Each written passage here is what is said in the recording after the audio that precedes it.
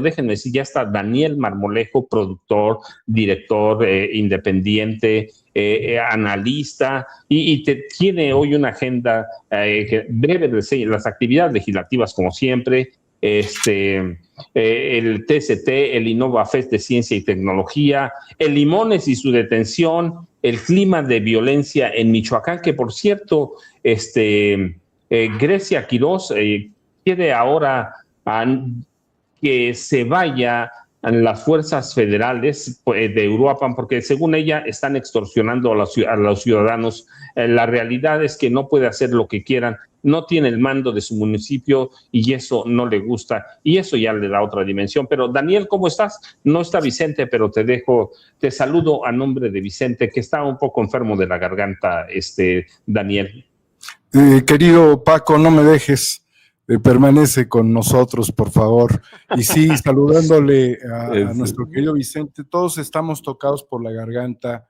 porque las ciudades concentran mucha polución, hay una inversión térmica por momentos, y bueno, además tiene uno que compartir espacios con muchas personas. ¿Qué te puedo decir? Mira, he estado muy pendiente de la agenda legislativa, particularmente hacia este cierre de periodo. He estado en la Cámara de Diputados, también estuve en la Cámara de Senadores meses atrás, pero viendo este cierre que ha significado leyes muy importantes para el país. Puedo comenzar por la ley del café, que es una ley para proteger a los cafeticultores que no se movía desde 1972. Imagínate cuántas décadas han pasado y fue necesario impulsar una ley del café que viene promovida por la Cámara de Senadores, la senadora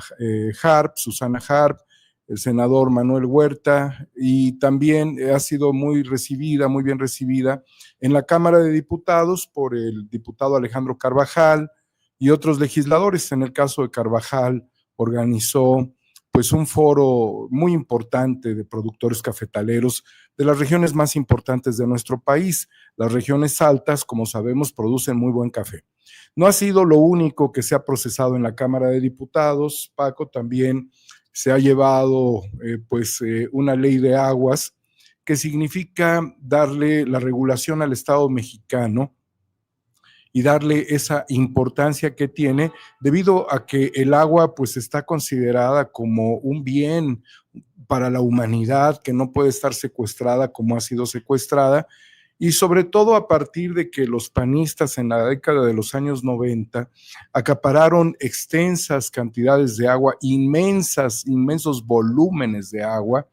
en pozos, en controles para riego, y además tenían prácticamente hasta el control del suministro residencial o hacia los ciudadanos. Y esto significa pues tener sobre el manejo del agua, sobre las transferencias de las concesiones de agua, y desde luego esto quitaría muchas restricciones que tenía el gobierno para poder someter a organizaciones políticas y criminales que venían integrándose en aparatos de control, porque es bien sabido que en muchos municipios del país el agua es controlada también por el crimen organizado. Llegan y literalmente las oficinas administrativas de pagos de agua están interferidas por el crimen organizado sin que los presidentes municipales puedan hacer gran cosa para evitarlo, o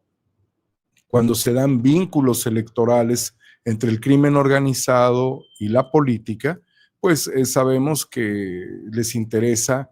sobre todo tener el control del cobro del agua, porque es mucho manejo en efectivo. Y esto las organizaciones criminales lo han visto como un botín a partir de su participación en procesos electorales. Y este acaparamiento que se ha dado en regiones donde existe estrés hídrico, en el centro norte del país, podemos analizar el tema del Bajío, donde los panistas desde Vicente Fox han tenido el control del agua, en otras regiones como Aguascalientes, donde se premian con el agua, o en Jalisco, donde también panistas, Ramírez Acuña, que fue quien destapó a Vicente Fox, y al igual que Vicente Fox, llegaron y se apañaron con el agua. Y no olvidaría yo que cuando llegó el presidente López Obrador, al gobierno federal, al gobierno del país, pues hubo un incendio en la Comisión Nacional del Agua, en oficinas. Qué curioso, ¿verdad?, que se diera un fenómeno de un incendio que quemó, que consumió importante información que se almacenaba ahí, que seguramente tenía que ver con asuntos de concesiones. Entonces, la ruptura del desorden sobre el acaparamiento de agua también ya fue procesado, aunque hay modificaciones. No todo fue descontento para quienes tienen concesiones, hubo acuerdos por ahí, pero bueno, yo creo que las reformas pueden seguir teniendo tránsito hacia futuras reformas, dependiendo de los resultados que se tengan, pero por lo pronto la rectoría del Estado mexicano estaría garantizada. Y también, pues cerrando en la madrugada, antenoche, a las 3 de la mañana, diputadas y diputados debatían sobre el tema de aranceles para productos de importación que están orientados a los sectores industriales. Y en esto hubo una escisión o un desacuerdo entre los partidos Verde, el Partido Morena y el Partido del Trabajo,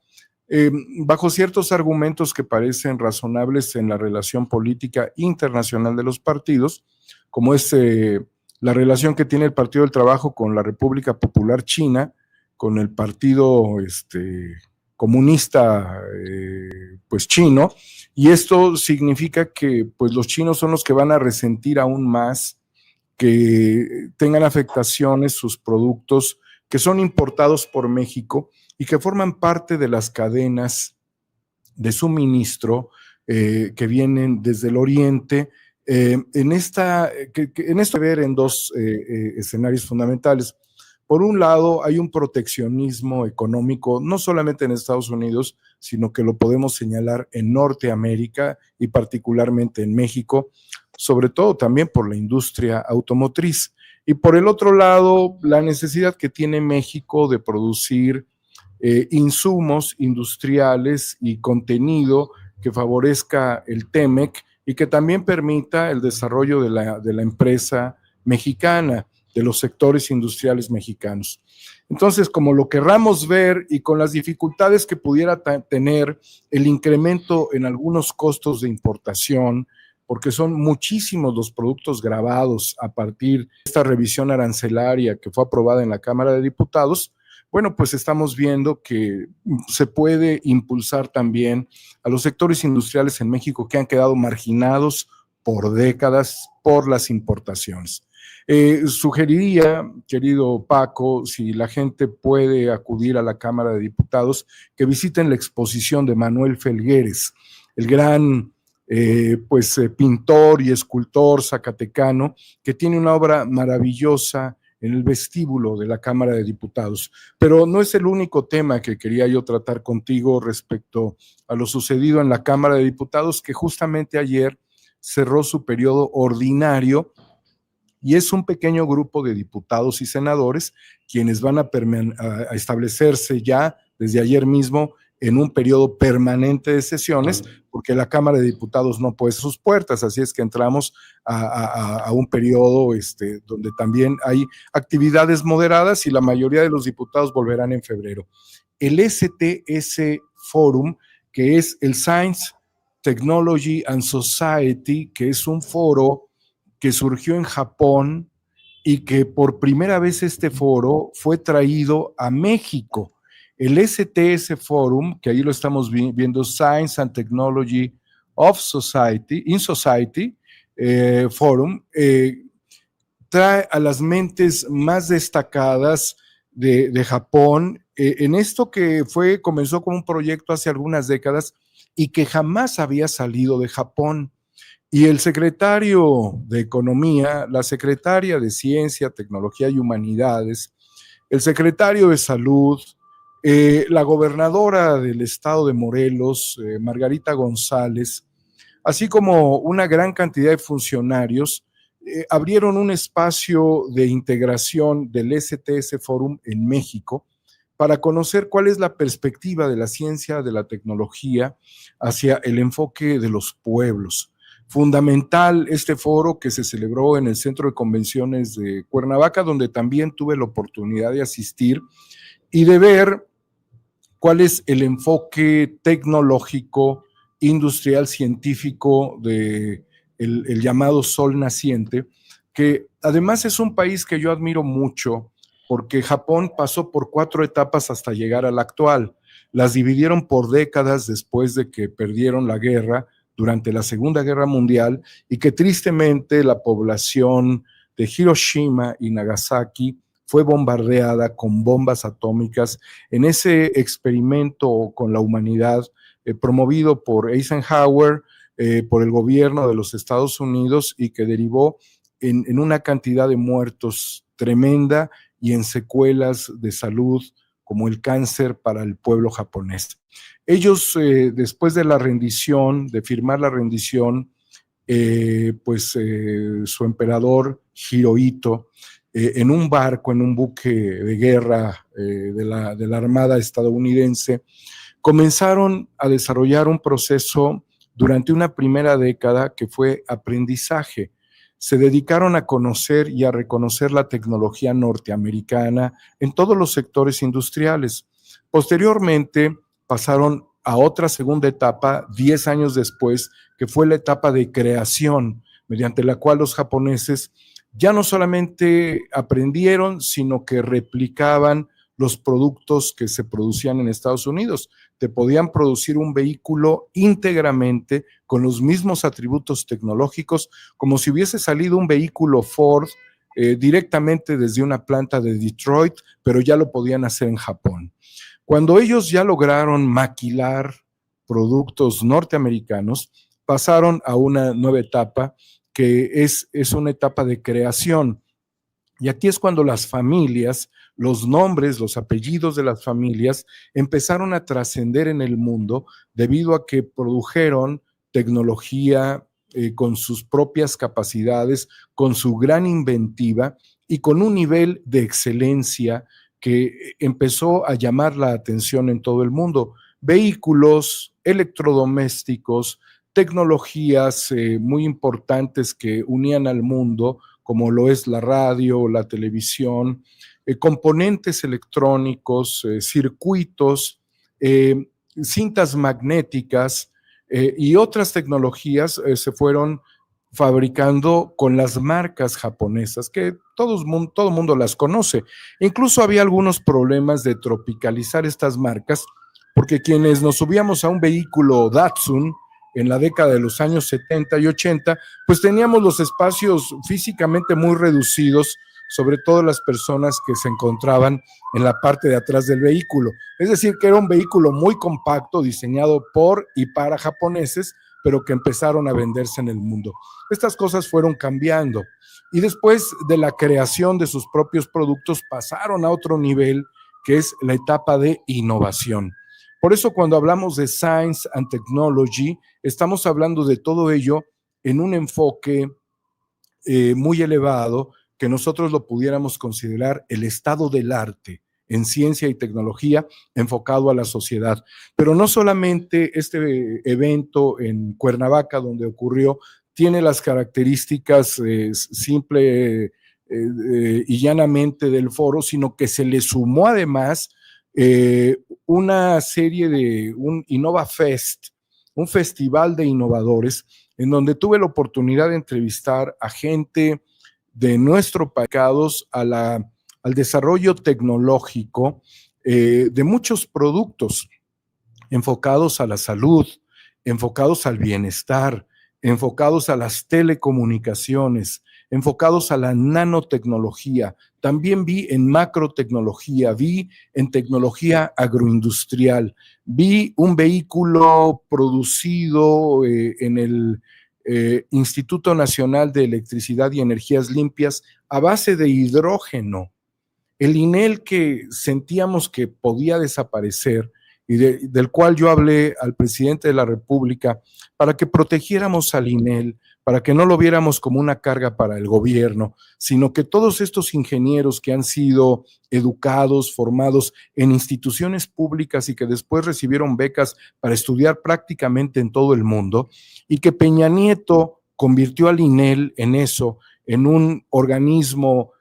muy poco conectado con las necesidades del país, porque antes era otro instituto vinculado con el Instituto Mexicano del Petróleo, con la Comisión Federal de Electricidad. Lo habían desconectado para literalmente desaparecer ciencia y tecnología de México. Hoy el INEL presenta un vehículo que es un vehículo turístico a base de hidrógeno. Ya no solamente estamos hablando de la electricidad, sino del hidrógeno, que es el elemento más común en el universo, como un material, como en este caso el hidrógeno es un gas que mediante la hidrólisis, que es una estrategia, llamémosle, o una forma mediante la cual se separa el agua del oxígeno y del hidrógeno, pueda ser aprovechado, y cuando sale de un proceso motriz se convierte en agua, en vapor de agua. O sea, estamos hablando de una maravilla, y afortunadamente los ingenieros del INEL mostraron todo esto. Pude ver los equipos de radiocomunicaciones que utilizan las Fuerzas Armadas, que utiliza la Presidencia de la República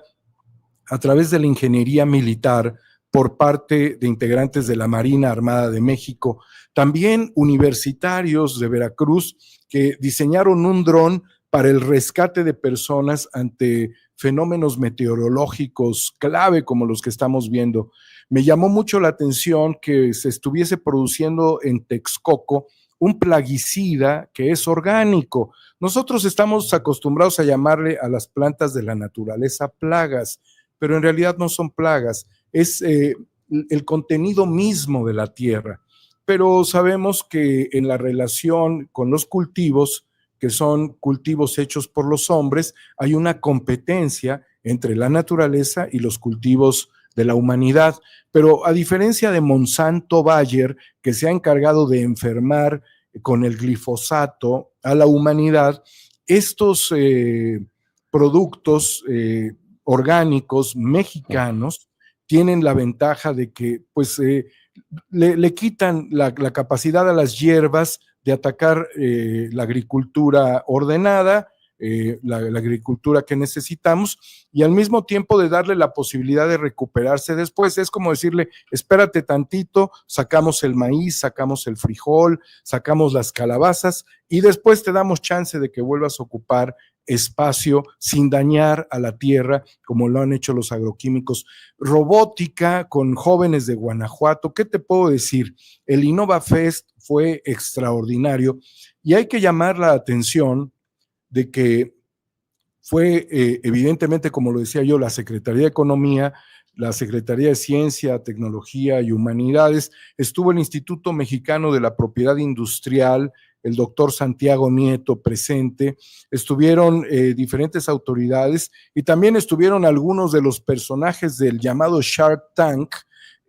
viendo dentro del proyecto del InnovaFest la posibilidad de premiar en el campo de las investigaciones distintos proyectos, y allí es donde participaron científicos de Latinoamérica con cosas extraordinarias. Te puedo decir que a través de la caña de azúcar, de los ingenios azucareros, que actualmente el azúcar tiene un precio bajísimo en el mercado, pueden desarrollar una especie de polímeros, lo cual le da a este producto tan socorrido en nuestro país, y del cual viven muchos, y se requiere, desde luego, un uso fuera de nuestro propio cuerpo. Y bueno, uno que acaparó la atención fue un robot en donde un ingeniero mexicano, un científico formado en Estados Unidos, en el MIT, mostró su robot, y él no iba a competir, solamente abrir espacios de conocimiento y de investigación. Y quizás algo que arrebató el corazón de todos nosotros fue que se hiciera una apuesta por un proyecto para poder erradicar el cáncer. Un científico, me parece que, no quiero equivocarme si es ecuatoriano, paraguayo, presentó este proyecto mediante el cual este científico latinoamericano llama a una inversión muy importante para poder luchar contra esto que se vuelve una metástasis que destruye todos los tejidos del cuerpo y que es una causa de muerte terrible para nuestra humanidad, el cáncer. Y hay alternativas contra el cáncer, y uno de los cánceres más agresivos, el cáncer de páncreas, ha sido sometido mediante las investigaciones de estos científicos, y esto también fue respaldado. Entonces, que esto suceda en México es extraordinario, querido Paco, maestro Paco, y a nuestra audiencia, que la ciencia y la tecnología tomen relevancia y que, aparejado del tema de la restricción, ahí estamos viendo a la gobernadora del estado de Morelos, a quien tuve la oportunidad de saludar recientemente, esta situación permita que las inversiones, que las llamadas startups, es decir, las pequeñas ideas que se convierten en empresas que requieren apalancamiento financiero, puedan tener realmente una perspectiva en nuestro país. Me da gusto ver que estamos despertando, que mientras el INEL estaba a punto de desaparecer y que incluso el gobierno del presidente López Obrador no tenía mucha noción de para qué servía el INEL, pues hoy estamos viendo que el INEL puede producir incluso vehículos a base de hidrógeno. Bueno, microtecnología, nanotecnología, tecnología macromolecular aplicada a todas las ciencias, incluyendo a los, a la tecnología de semiconductores que también pude apreciar, estuvieron presentes en este evento. Se voló la barda Ebrard, se voló la barda la gobernadora, se voló la barda, ahí estaba Kersenovic, el secretario de Salud, con este importante evento que se tiene que replicar porque no podemos dejar morir la experiencia tecnológica y científica de México, querido Paco. Daniel, la verdad es que sí, de pronto olvidamos los eventos de ciencia y tecnología, que son una parte fundamental para el desarrollo de este país. Pero Daniel, el Limones, su captura, Edgar N. se llama Edgar, el Limones, su captura, el clima de violencia en Michoacán. ¿Cómo pinta el fin de año, Daniel, en Michoacán y en especial en Uruapan? ¿Y cómo pinta el año para Pedro Aces, que fue su colaborador, aunque él lo ha salido a negar? Pues como diría Juan Gabriel, lo que se ve no se juzga, ¿no? Está más que claro que este personaje al que se le denomina el Limones César N., como lo acabas de mencionar, Edgar N., que forma parte de un grupo llamado Los Cabrera, dedicados a la extorsión, pues de los trabajadores del campo, los productores industriales, a los comerciantes, a los empresarios. Lo que este grupo, que de alguna manera sí tiene un vínculo, porque aparece no solamente en fotografías, sino aparece con los distintivos del ACATEM, y que pues tenía una representación, le echan porras en un evento a la presidencia y está este personaje presente junto al líder de esta central obrera, Pedro Aces. Realmente pues es innegable que habían creado un estado paralelo a través de la extorsión, a través de la imposición de cuotas, y es parte de las complejidades a las que se ha tenido que venir enfrentando el gobierno. Y ahí, como vemos en esta imagen a Pedro Aces, perdón, quien fue, allí está en un escaño en el Senado, pero también ha sido Pedro Aces y es actualmente diputado federal. Pues está, y si no me equivoco, está Lucy Mesa al lado de él, que fue candidata que no logró entrar por Morena, fue al PAN traicionando al proyecto. Bueno, pues lo que estamos viendo en esto es que sí tienen algún tipo de vínculo. Que hiciera lo que hizo Edgar N. con su grupo criminal, bueno, yo no puedo asegurar que haya sido por orden del líder sindical. Sin embargo, pone en entredicho que una central, que una Confederación Autónoma de Trabajadores y Empleados de México, como se denomina la CATEM, que defiende los derechos, la seguridad social, la capacitación, el sindicalismo, ¿sí? Moderno, pues que no tiene nada de moderno. Y bueno,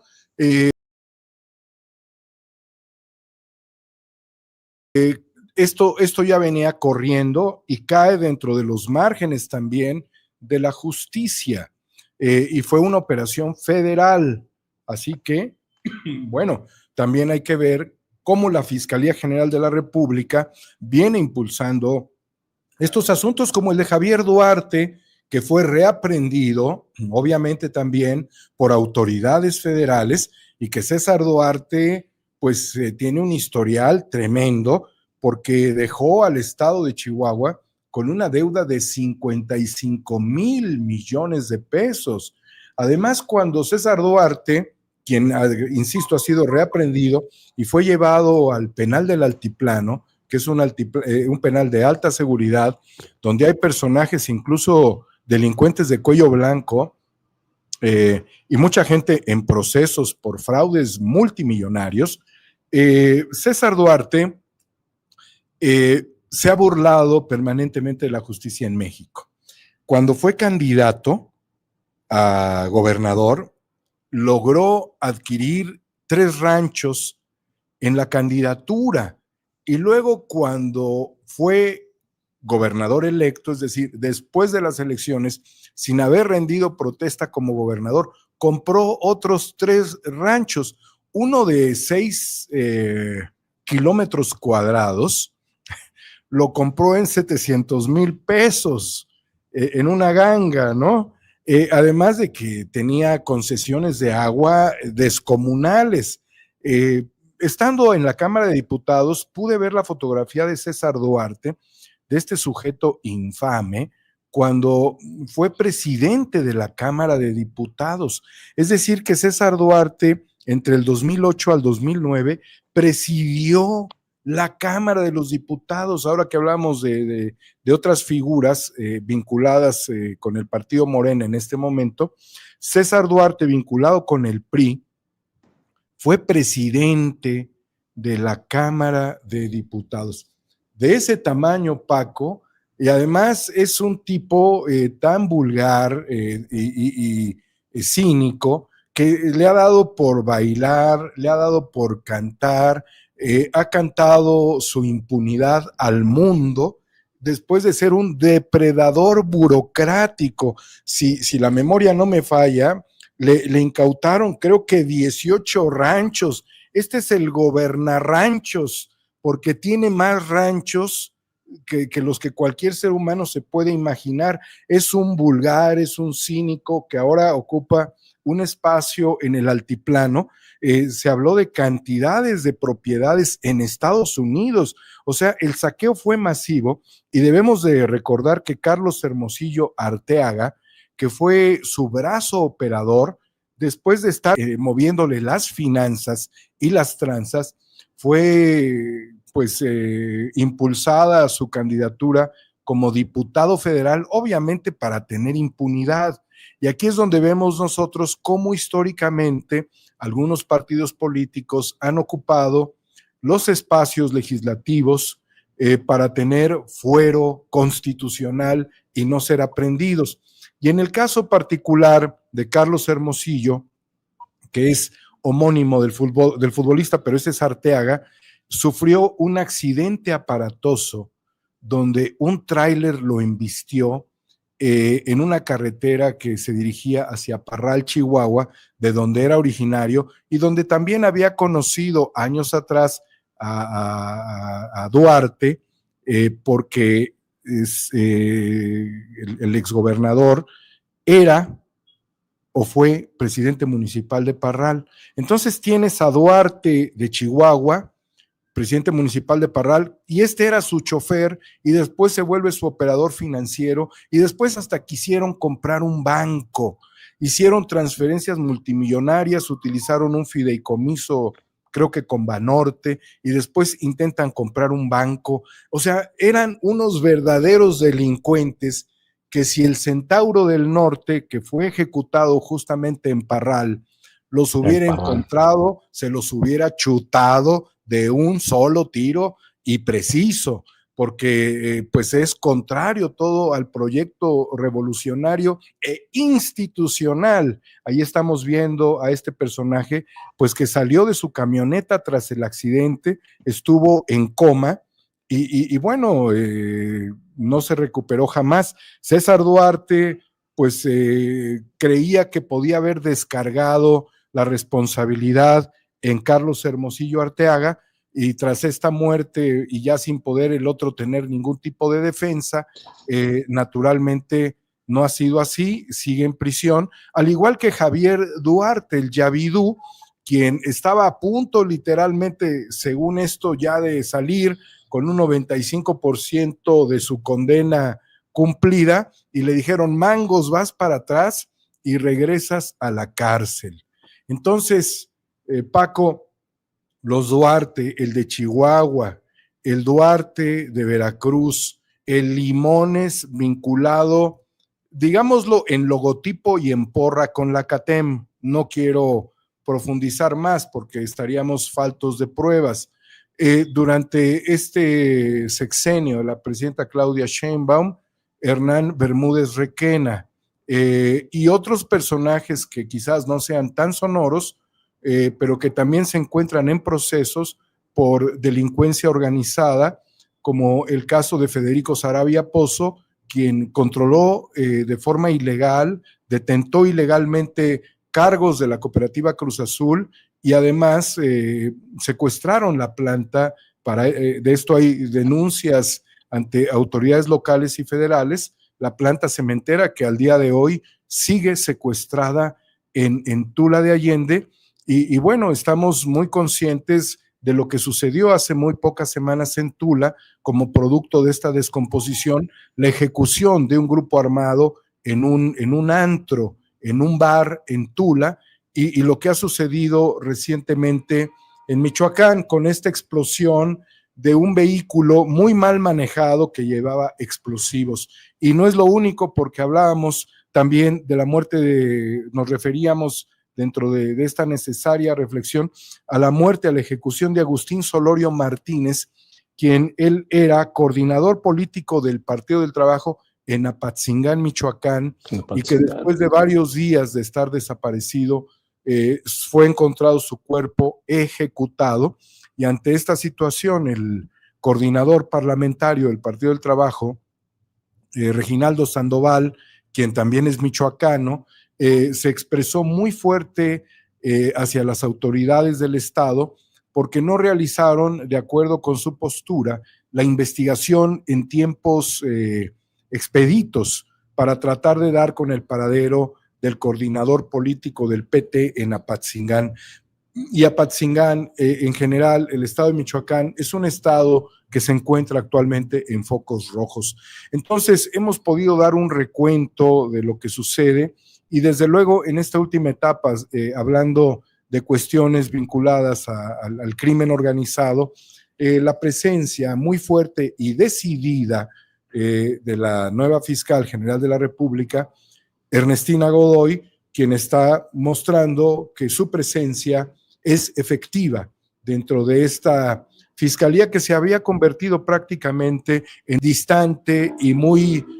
ajena al interés de la nación en materia de administración y procuración de justicia, y que tiene que continuar no solamente en el tema de las detenciones, sino en la consistencia de los procesos de investigación para evitar que terribles delincuentes queden libres en muy poco tiempo y que, bueno, puedan resarcir los daños que le han causado a la nación. Entonces, el voto por Ernestina es un voto por la República y bueno, ella en su cargo independiente, pues tiene que actuar de esa misma manera, sin dejarse convencer por ningún tipo de figura política, porque lo que queda claro y debemos de tener siempre presente es que las figuras políticas sirven como hilos conductores a tratar de reducir los impactos que la justicia tiene. Por eso, Paco, le quitaron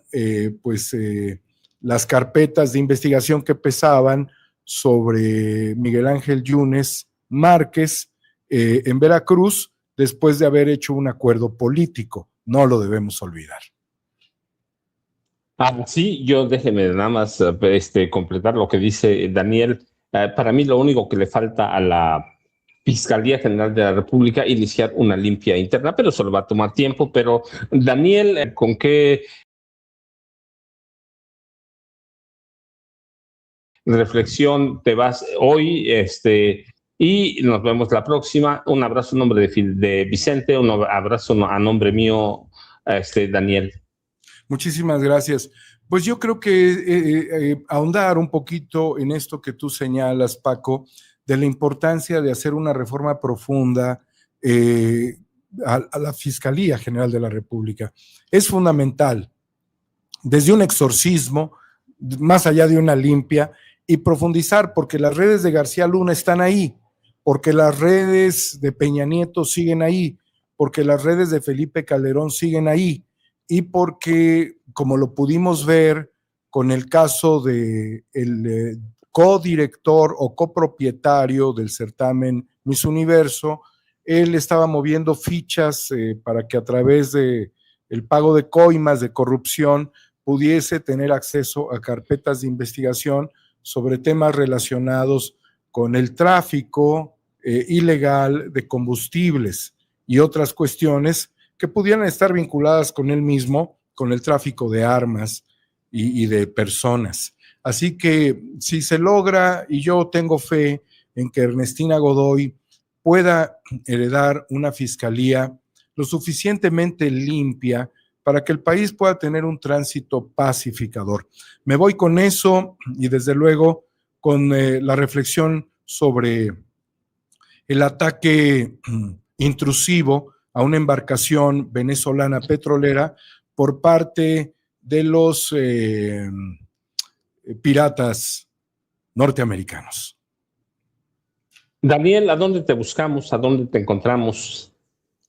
Homo Ex Novo en X y en YouTube, en el canal de ustedes, 4A República, próximamente programas reflexivos sobre el trabajo legislativo y sobre el STS Forum y el Innova Fest, también para conocer sobre las grandes aportaciones de la ciencia y la tecnología mexicanas para el mundo. Allí estaremos, querido Paco. Muchas gracias por esta oportunidad.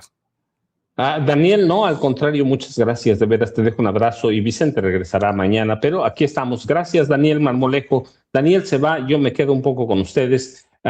Teníamos a la abogada Lourdes Monteagudo, pero la está buscando Ceci